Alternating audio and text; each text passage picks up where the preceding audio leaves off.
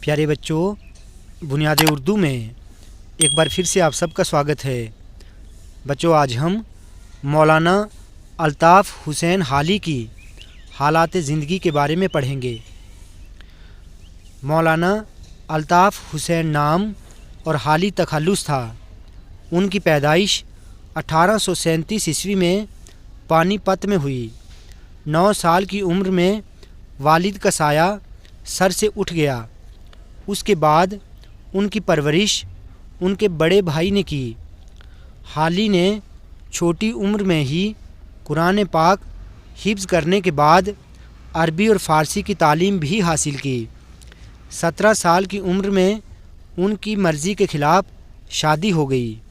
اس کے بعد دلی جا کر مولانا نوازش علی سے مزید عربی اور فارسی کی تعلیم حاصل کی، لیکن خراب حالات ہونے کی وجہ سے پھر پانی پت لوٹ آئے اور تقریباً 4 سال تک مصطفیٰ خان شیفتہ کی صحبت میں رہے۔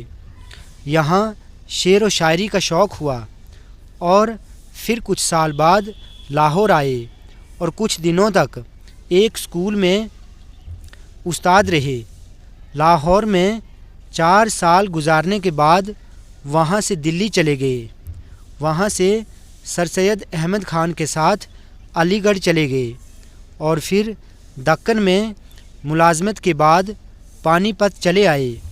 آخرکار 1914 عیسوی میں پانی پت میں ہی وفات ہوئی۔ تو بچوں، آج ہم نے مولانا الطاف حسین حالی کی حالات زندگی کے بارے میں پڑھا۔